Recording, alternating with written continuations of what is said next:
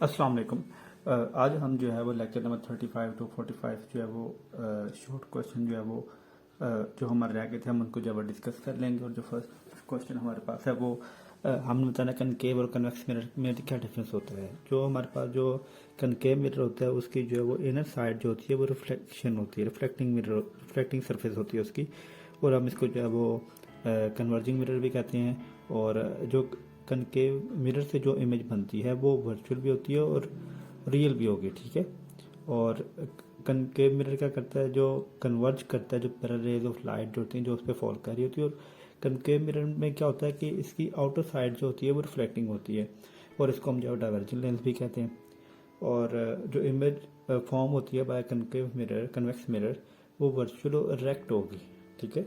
और इसी तरह हम देखते हैं कि जो रियल और वर्चुअल इमेज होती है वो कनकेव मिरर से कैसे बनती है। अगर हमारे पास एक लेंस है और एक ऑब्जेक्ट है, अगर हम उनके दरमियान डिस्टेंस को जब इंक्रीज करेंगे तो हमारे पास जो इमेज का साइज होगा वो रिड्यूस हो जाएगा और रियल इमेज बनेगी। और अगर ऑब्जेक्ट और लेंस के दरमियान या मिरर के दरमियान अगर हम डिस्टेंस को जो है वो रिड्यूस करते जाएंगे तो जो इमेज होगी वो मैग्नीफाई होती जाएगी, वो वर्चुअल इमेज बनेगी, ठीक है। सो इसी तरह हम देखते हैं कि जो मिरर और लेंस में क्या डिफरेंस होता है जो हम पढ़ रहे हैं। जो मिरर होता है वो सिंपल ग्लास हो सकता है, और अगर आप ग्लास की जो है वो एक बैक साइड को अगर आप जो है वो सिल्वर कोटिंग कर दें तो जब भी रेज ऑफ लाइट उस मिरर पे पड़ेगी तो वो रिफ्लेक्ट हो जाएगी। तो रेज की रिफ्लेक्शन या लाइट की रिफ्लेक्शन की वजह से जो है वो मिरर पे इमेज जो है वो बनती है, ठीक है। और ये वर्क करता है मिरर लॉज ऑफ रिफ्लेक्शन पे। इसी तरह हम लेंस की जब बात करते हैं तो कहते हैं जो लेंस जो होता है वो ट्रांसपेरेंट सब्सटेंस ग्लास होता है किसी प्लास्टिक का, जो कि बाउंडेड बाय टू सरफेस होता है। और एटलीस्ट वन सरफेस जो है उसकी कर्व होती है। और आमतौर पे कर्व होते हैं या इसके वन ये दोनों साइड होते हैं। और ये वर्क करता है लॉज ऑफ रिफ्लेक्शन। जो मिरर है वो लॉज ऑफ रिफ्लेक्शन पे वर्क करता है और जो लेंस है वो लॉज ऑफ रिफ्लेक्शन पे वर्क कर रहे होते हैं, ठीक है। अब प्रोग्रेशन थ्योरी में हमने देखना है कि जब हम दो ऑब्जेक्ट को जो बर्न करते हैं तो it give off substance called phlogiston. और जब space surrounding around the burning substance is filled with phlogiston the object will no longer be able to burn, मतलब पूरा का पूरा जो मटेरियल वेस्ट हो जाएगा। अब हमें बताना है कि जो what is the flow of heat in thermal equilibrium. हमें पता है कि और हमें पता है कि जैसे जब भी हीट फ्लो करती है हमेशा high temperature to low temperature flow करती है। लेकिन हमने जब कहा है कि थर्मल इक्विलिब्रियम में, तो थर्मल इक्विलिब्रियम में दो ऑब्जेक्ट जो है वो उनको प्लेस किया हुआ है सेम टेम्परेचर पे। तो if two system are at the same temperature then they are said to be thermal equilibrium. और हम देखते हैं कि जब दो ऑब्जेक्ट थर्मल इक्विलिब्रियम में हो गए तो the rate flow of heat होगा वो जीरो होगा, मतलब हीट फ्लो ही नहीं करेगी। हीट तब फ्लो करती है जब दो ऑब्जेक्ट जो है डिफरेंट टेम्परेचर पे पड़े हुए। जैसे कि फॉर एग्जांपल जो एक गर्म जो हमारे पास कप ऑफ टी है उसने ठंडा ही होना है क्योंकि उसका टेम्परेचर इन्वायरमेंट से ज़्यादा है। वो टेम्परेचर तब तक फ्लो होता रहेगा, हीट एक्सचेंज होती रहेगी जब तक इन्वायरमेंट और कप का टी टेम्परेचर जो है वो सेम ना हो जाए। इसी तरह हम देखते हैं कि सेल्सियस और फ़ारेनहाइट में क्या डिफरेंस है। हमें पता है कि जो सेल्सियस और फ़ारेनहाइट है ये टेम्परेचर के स्केल हैं। और टेम्परेचर हमारे पास डिग्री ऑफ हॉटनेस या कोल्डनेस होती है। और जो सेल्सियस स्केल होता है इसमें जो 0 रिप्रेजेंट करता है मेल्टिंग पॉइंट ऑफ आइस और 100 रिप्रेजेंट करता है मेल्टिंग पॉइंट ऑफ वाटर। देखो ये जितने भी स्केल होते हैं ये नेचुरल फिनोमेना को बेस करके बनाए जाते हैं जो कि अपने आप को जो है वो रिपीट करते हैं। सो absolute zero in the Celsius scale is 273 Celsius, ठीक है। सो फ़ारेनहाइट जो है वो ये भी स्केल है टेम्परेचर का, और जिसमें जो है 32 फ़ारेनहाइट रिप्रेजेंट करता है मेल्टिंग पॉइंट ऑफ आइस और 212 फ़ारेनहाइट रिप्रेजेंट करता है बॉइलिंग पॉइंट ऑफ वाटर। तो the absolute zero is in Fahrenheit कितना होगा, -459.67 फ़ारेनहाइट, ठीक है। तो ये याद रखना, ये एमसीक्यू उसके लिए काफ़ी इंपॉर्टेंट होता है। अब नेक्स्ट की तरफ जब मूव करते हैं तो नेक्स्ट हमारे पास आ जाएगा क्वेश्चन। ये हमारे पास ना converging between degree Celsius to and degree Fahrenheit में, ये आपको ना याद होना चाहिए। एमसीक्यूज में ना ये अक्सर आ जाते हैं क्वेश्चन इस तरह के। सो कन्वर्जन के लिए ये एक फॉर्मूला है, ये जस्ट आप याद कर लेना। और ये यहाँ पे जो है वो डिग्री ऑफ फ़ारेनहाइट के लिए, और यहाँ पे हमारे पास जो है वो ये टेम्परेचर हमारे पास जो है वो केल्विन और जो है सेल्सियस में कन्वर्ट करने के लिए है, ठीक है। और अगर आपने जो है वो केल्विन के लिए सॉरी सेल्सियस में मेजर करना है तो ये 273 आके माइनस हो जाएगा। और हमने कोफिशिएंट और लीनियर वॉल्यूम एक्सपेंशन, लीनियर और वॉल्यूम एक्सपेंशन के लिए हमने जो टेम्परेचर की वजह से जो लेंथ में चेंजिंग आती है वो हमने लिख ली लीनियर एक्सपेंशन को। और वॉल्यूम एक्सपेंशन में क्या होता है, टेम्परेचर की वजह से जो वॉल्यूम में चेंजिंग आती है उसको हम जो वॉल्यूम एक्सपेंशन कह देते हैं, ठीक है। इसको हम जो है वो न्यूमेरिकल के लिए भी जो है वो ये इसलिए लिखें कि न्यूमेरिकल भी हम इसकी वजह से फाइंड आउट कर सकते हैं सोल्यूशन उसका, ठीक है। अब हीट कैपेसिटी और स्पेसिफिक हीट कैपेसिटी में क्या डिफरेंस है? जो अगर हमें जो हीट कैपेसिटी है वो जो हमारे पास हीट कैपेसिटी होती है वो किसी भी बॉडी का जो टेम्परेचर राइज करने के लिए 1 सेल्सियस तक जितनी एनर्जी चाहिए होती है उसको हम हीट कैपेसिटी कह देते हैं। और ये डिपेंड करती है सब्सटेंस पे भी और मैस ऑफ बॉडी पे भी डिपेंड करती है। जितना ज़्यादा मैस होगा उतनी ही ज़्यादा हीट कैपेसिटी होगी। और इसी तरह हमारे पास जो इसके यूनिट मैंने लिख दिया, जॉल पर कॉलम या जॉल पर केल्विन या जॉल पर सेल्सियस। और इसका जो फॉर्मूला है वो क्या है?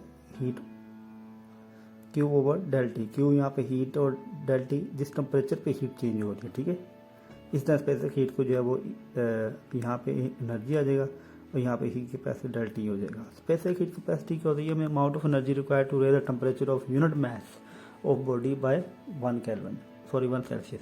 और इसमें ये होता है कि ये मैथ पे depend, specific heat capacity mass पे डिपेंड नहीं करती, लेकिन जो हीट कैपेसिटी वो मैथ पे डिपेंड करेगी। और इनका जो फॉर्मूला है वो ये लिख दिया MC डेल टी, ठीक है। और यूनिट लिख दिए जॉल पर के जी पर केल्विन और जॉल पर के जी पर सेल्सियस, ठीक है। अब नेक्स्ट की तरफ जब हम मूव करते हैं, how many method to transfer of heat. Heat हमें पता है कि हीट एक मेथड है जिसमें हम जो एनर्जी को फ्लो करा सकते हैं 1 पॉइंट टू एक दूसरे पॉइंट तक, ठीक है। और हीट को 3 मेथड में हम मतलब ट्रांसफर कर सकते हैं, बाय कंडक्शन, कन्वेक्शन और रेडिएशन। कंडक्शन में हमें पता है मेथड किस तरह होता है, कन्वेक्शन में भी और रेडिएशन में भी। जस्ट अब next first law of thermodynamics. First law of thermodynamics ये कहता है कि अगर आप सिस्टम को हीट दे वो चेंज होगा internal energy plus work done में होगी। मतलब ये कहता है कि फर्स्ट लॉ ऑफ थर्मोडायनामिक्स ये कहता है कि हम जब भी सिस्टम को हीट देंगे तो वर्क डन में कन्वर्ट करेगी। और आप एनर्जी को ना तो क्रिएट कर सकते हैं ना तो डिस्ट्रॉय कर सकते हैं। Law of conservation of energy भी यही कहते हैं ना। और फर्स्ट लॉ और सेकंड लॉ में जो डिफरेंस है वो पता क्या है? फर्स्ट लॉ हम थर्मोडायनामिक्स में ये कहते हैं कि जब भी आप सिस्टम को हीट दोगे तो वर्क डन में कन्वर्ट होगा, लेकिन हमें ये इन्फॉर्मेशन नहीं देता कि कितना वर्क डन होगा हीट देने की वजह से। तो ये सेकंड लॉ ऑफ थर्मोडायनामिक्स में बताता है कि आप सिस्टम को कितनी हीट दो तो वो कितना वर्क डन करेगा, ठीक है। और सेकंड लॉ ऑफ थर्मोडायनामिक्स में ये बताता है कि जो हीट होती है हमेशा फ्लो होती है high temperature to low temperature होती है। और जो सिस्टम की एफिशिएंसी है वो 100% नहीं हो सकती। ये हमें सेकंड लॉ ऑफ थर्मोडायनामिक्स जो है वो इन्फॉर्मेशन देता है, ठीक है। सो आगे हम जो नेक्स्ट करेंगे ये इसकी mathematically heat given internal energy plus work done. Compare करें entropy of gas, liquid and solid. तो एंट्रोपी किसकी ज़्यादा है? गैस की एंट्रोपी सबसे ज़्यादा है, लिक्विड की फिर एट द एंड सॉलिड पे है। हमने बताना है जो does entropy increase with temperature. क्या एंट्रोपी इंक्रीज करती है टेम्परेचर के साथ? यस, टेम्परेचर और एंट्रोपी का जो है वो डायरेक्ट रिलेशन है। देखो जब आप किसी चीज़ को ऑब्जेक्ट को हीट अप करेंगे तो काइनेटिक एनर्जी जो होगी वो पार्टिकल की मूव मतलब इंक्रीज होगी, काइनेटिक एनर्जी ज़्यादा हो जाएगी। जितनी पार्टिकल काइनेटिक एनर्जी ज़्यादा होगी वो उतना ही ज़्यादा फास्ट मूव करेगा और वो उतना ही जो है वो डिसऑर्डर जो है वो क्रिएट करेगा। और जो यूनिवर्स की जो एंट्रोपी होती है वो हमेशा इंक्रीज कर रही होती है, ठीक है। तो फिर हम कहते हैं कि postulate of special theory of relativity क्या है? Special theory of relativity Einstein की 1905। और मतलब ये जनरल थ्योरी ऑफ रिलेटिविटी और स्पेशल थ्योरी ऑफ रिलेटिविटी यहाँ से जो है मॉडर्न फिजिक्स की जो है वो एक मतलब के स्टार्ट होती है। और क्लासिक फिजिक्स हम कहते हैं जो है 1905 से पहले, और मॉडर्न फिजिक्स 1905 से ऑस्लेट मतलब कि इनके पॉस्टुलेट से स्टार्ट होती है आइंस्टाइन की 2 थ्योरी की, जनरल थ्योरी और स्पेशल थ्योरी। ये पॉस्टुलेट ये कहते हैं कि जो लॉज ऑफ मोशन जो है ना वो सेम होंगे in inertial frame of reference. Inertial frame of reference को होते हैं जहाँ पे जिन पे न्यूटन लॉ जो है वो एप्लीकेबल होते हैं। और जो स्पीड ऑफ लाइट है वो सेम होगी, ठीक है। और ये चीज़ पे डिपेंड नहीं करेगी, सोर्स और ऑब्जर्वर पे डिपेंड नहीं करेगी। स्पीड ऑफ लाइट वैक्यूम में हर जगह पे जो है वो सेम होगी। और नेक्स्ट हम जब मूव करते हैं तो वो हमारे पास कहते हैं म्योन क्या चीज़ है? तो म्योन हम कहते हैं अनस्टेबल एक पार्टिकल होता है।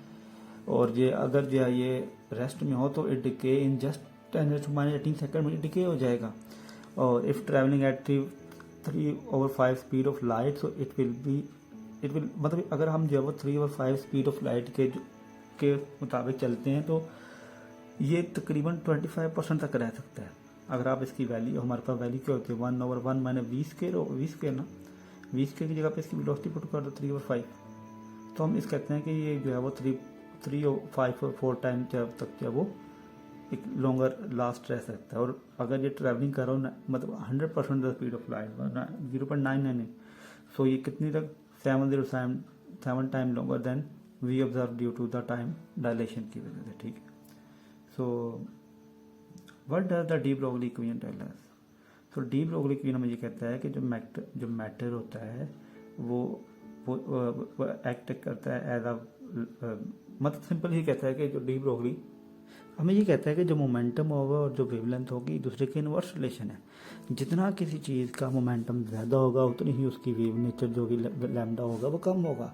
जिस तरह फॉर एग्जांपल हमारी जो अर्थ है, हमारी जो अर्थ का जो मैस है वो बहुत ज़्यादा एज़ कम्पेयर टू उसकी स्पीड से, तो इसलिए ये वेवलेंथ जो इनवर्स है। मतलब ये कहता है कि जो इलेक्ट्रॉन जो होता है डिफ्रैक्टेड भी हो सकते हैं जैसे कि बीम ऑफ लाइट होती है। सो हाइजेनबर्ग अनकंसर्टेड प्रिंसिपल हमें ये कहता है कि आप पोजीशन और मोमेंटम को जो है वो एक्यूरेटली नहीं मेजर कर सकते। अगर आप इनको सिमल्टेनियसली मेजर करना चाहें तो आपको इसमें जो है वो एरर नज़र आएगा। ठीक है, तो ये हमारे पास एनर्जी और टाइम का है और ये हमारे पास पोजीशन और मोमेंटम की इक्वेशन है। Photon made up of, photon हमें पता है कि जो है वो एनर्जी के पैकेट्स होते हैं छोटे छोटे और डिस्क्रीट अमाउंट ऑफ एनर्जी होती है और इन पे फोटोन पे ना तो चार्ज होता है और ये इलेक्ट्रोमैग्नेटिक रेडिएशन होती है, इन पे कोई चार्ज नहीं होता और इसका मास भी नहीं होता and travel with the speed of light. तो नेक्स्ट हम कहते हैं कि what is wave particle durative. Wave particle durative ये कहती है कि फॉर एग्जाम्पल हमारे पास जो इलेक्ट्रॉन्स हैं इसकी वेव नेचर भी और पार्टिकल नेचर भी है। जो इलेक्ट्रॉन जब रिवॉल्व कर रहा है अराउंड द न्यूक्लियस, तो इलेक्ट्रॉन का एक मास भी है और उसकी एक वेव नेचर भी होती है जब उसके अराउंड रिवॉल्व कर रहा होता है। तो मतलब एक पार्टिकल जिसकी डुअल नेचर को शो करे तो उसको हम कहते हैं जैसे कि जो लाइट है इलेक्ट्रोमैग्नेटिक वेव है लेकिन इसकी पार्टिकल नेचर भी है लेकिन इसकी वेव नेचर भी है। ठीक है, so which colour of light have the ज़्यादा मतलब किस कलर की लाइट की ज़्यादा फ्रिक्वेंसी होगी। तो आपने सिंपल ये पैटर्न फॉलो करना है। देखें ये रॉक वेव, रेड से मतलब रेड, आर से मतलब red, orange, yellow, green, blue, indigo, violet. तो देखो जो हमारा वायलेट कलर है इसकी फ्रिक्वेंसी ज़्यादा है तो मतलब इसकी वेवलेंथ कम है। ठीक है, फ्रिक्वेंसी ज़्यादा है तो मतलब एनर्जी ज़्यादा है। अब देखो अगर ये ना यहाँ से इस तरफ आता है, अगर आप लेफ्ट टू मतलब राइट टू लेफ्ट आए तो फ्रिक्वेंसी क्या होती है, कम होती है। फ्रिक्वेंसी कम होने से मतलब एनर्जी कम होती है और वेवलेंथ ज़्यादा होती है। और जब हम जो है लेफ्ट टू जब राइट जा रहे हैं तो हमारे पास फ्रिक्वेंसी बढ़ रही होती है। फ्रिक्वेंसी बढ़ रही है तो मतलब एनर्जी बढ़ी है। मतलब रेड कलर की फ्रिक्वेंसी सबसे कम है मतलब इसकी एनर्जी सबसे कम है और जो वायलेट है इसकी फ्रिक्वेंसी सबसे ज़्यादा मतलब इसकी एनर्जी ज़्यादा है मतलब लेकिन इसकी फ्रिक्वेंसी कम है। देखो फ्रिक्वेंसी और वेवलेंथ के दरमियान इनवर्स रिलेशन होता है। जितनी किसी चीज़ की फ्रिक्वेंसी ज़्यादा मतलब उसकी एनर्जी कम है, या जिस चीज़ की अगर किसी चीज़ की वेवलेंथ शॉर्टर है तो मतलब उसकी एनर्जी ज़्यादा है। ठीक है, अब हम तो इलेक्ट्रोमैग्नेटिक वेव ये अक्सर ना हमारे पास यार उसमें आ जाता है एमसीक्यूज में भी अक्सर पता चलता है कि कौन सी इलेक्ट्रोमैग्नेटिक रेडिएशन की जो है वो इलेक्ट्रोमैग्नेटिक वेव की जो है वो वेवलेंथ ज़्यादा है या फ्रिक्वेंसी ज़्यादा है या कम है। RMIUXG एक मैंने लिखा हुआ है, मैंने भी इस तरह याद किया था, इस तरह करना। आर से मतलब radio wave, microwave, infrared, ultraviolet, X-ray, gamma rays. ठीक है, इसको यहाँ से देख लो। देखो अब जब हम लेफ़्ट टू राइट जाते हैं ये याद कर लेना एक वर्ड। ठीक है, इससे आगे जब हम लेफ़्ट टू राइट जाते हैं तो फ्रिक्वेंसी बढ़ती है। जब फ्रिक्वेंसी बढ़ी है मतलब एनर्जी ज़्यादा, मतलब गामा रेज की फ्रिक्वेंसी सबसे ज़्यादा और उसकी एनर्जी सबसे ज़्यादा है। लेकिन जब हम राइट टू लेफ़्ट जाते हैं तो हम देखते हैं कि फ्रिक्वेंसी लोअर हो रही है। मतलब रेडियो वेव की फ्रिक्वेंसी सबसे कम है मतलब इसकी एनर्जी कम है लेकिन इसकी वेवलेंथ ज़्यादा है। होपफुली ये आपको अंडरस्टैंड होगा। उसके बाद हम देखते हैं कि जो इंजन की एफिशिएंसी है वो 100% क्यों नहीं हो सकती। और हमें पता है कि जो इंजन होता है वो ऑपरेट करता है temperature difference between high temperature और लो टेम्परेचर के दरमियान जो है वो ऑपरेट कर रहा होता है। और जो सिस्टम की जो एफिशिएंसी होती है वो 100% नहीं हो सकती क्योंकि जो हीट ये नेचुरल फिनोमेना है कि हमें नेचर को एनवायरनमेंट को कोई ना कोई हीट देनी पड़ेगी।